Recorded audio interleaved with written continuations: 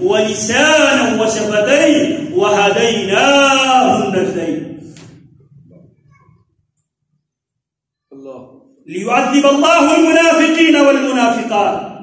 اب اس امانت کو انسان نے قبول کرنے کے بعد اب انسانوں کی دو جماعتیں نظر آتی ہے، ایک جسے ہم کافر کہتے ہیں، ایک جو اس امانت کو قبول کرنے والے جنہیں ہم مومن کہتے ہیں۔ لیعذب اللہ المنافقین والمنافقات۔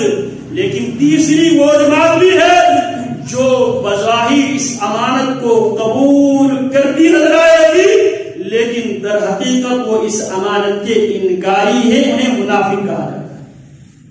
والمشرکین والمشرکات، اور مشرک مرد اور مشرک عورتیں ہیں، انہیں عذاب دینے کے لیے۔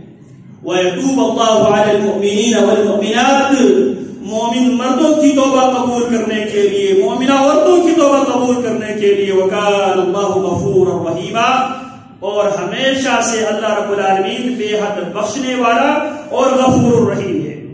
یہ گفتگو میں نے اس لیے شروع کی ہے، ہم رسول اللہ صلی اللہ علیہ وسلم کے حدیث گزشتے کئی خطبوں سے اس حدیث کو ہم سمجھنے کی کوشش کرتے چلے آ رہے ہیں، جسے سیدنا عبد الرحمن ابن ابی قراد السلمی رضی اللہ تعالی عنہ بیان کرتے ہیں کہ رسول اللہ صلی اللہ علیہ وسلم نے صحابہ کرام کو اپنے وضو کے پانی پہ لڑتے ہوئے آپ علیہ السلام نے دیکھا تو آپ ان سے سوال یہ کرتے ہیں، ما یحملکم علی ذلک، میرے وضو کے پانی کو حاصل کرنے کے لیے اتنی زیادہ تم کوشش اور محنت کرتے ہیں، اس بات پر کس چیز نے تمہیں آمادہ اور مجبور کر دیا؟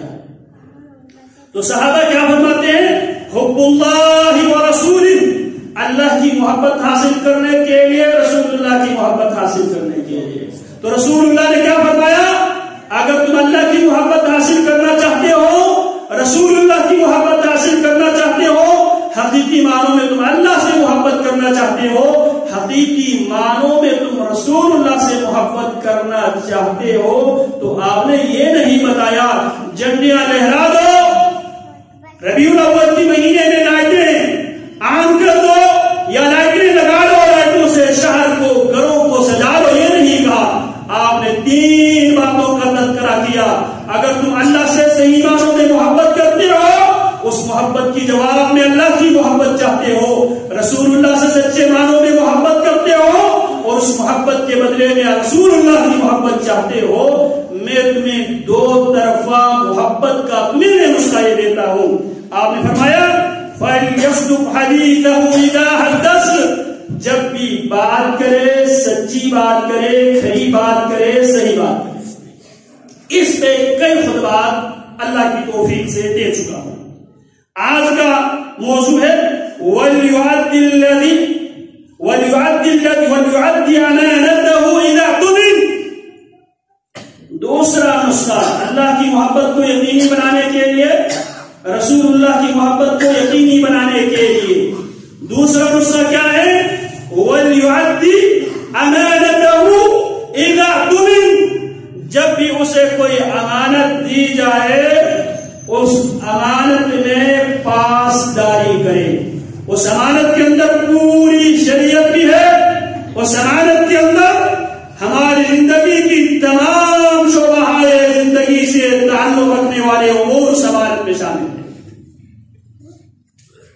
اگر آپ ملازم ہیں تو بھی آپ امین ہیں، مزدور ہیں تو بھی آپ امین ہیں، کام لینے والا ہے تو بھی آپ امین ہیں، اگر آپ کسی ادارے کا حق ہے تو بھی آپ امین ہیں، گھر کا سربراہ ہے تو بھی آپ امین ہیں، ملک کا سربراہ ہے تو بھی آپ امین ہیں۔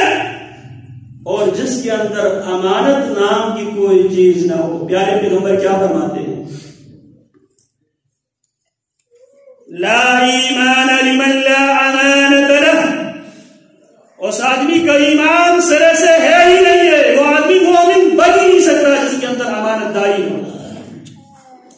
ولا دین لمن لا عہد لہ، وہ آدمی دین کے دائرے میں ہے ہی نہیں ہے، دیندار ہے ہی نہیں ہے جو عہد و پیمان کی پاسداری ہے۔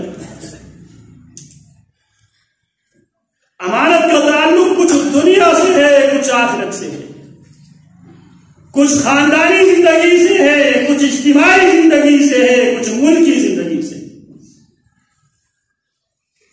ہم میں سے ہر آدمی سے امانت کا تقاضا کیا گیا ہے، اور اللہ رب العالمین نے سورۃ المومنین میں اہل ایمان کی 6 نشانیوں کو بیان کیا، 6 نشانیوں کو بیان کیا، جن کے اندر یہ 6 نشانیاں پائی جائے آپ نے اولئک هم الوارثون الذین یرثون الفردوس هم فیہا خالدون، جن کے اندر یہ 6 نشانیاں، 6 علامتیں، 6 سبجیکٹ اگر جن میں پایا جائے، یہی لوگ اولئک هم الوارثون، یہی حقیقی معنوں میں وارث ہے کس کی؟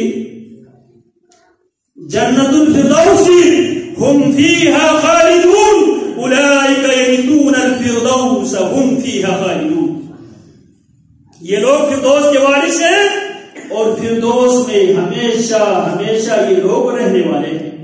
ان کی نشانیوں میں سے ایک نشانی والذین هم لأماناتهم وعهدهم راعون،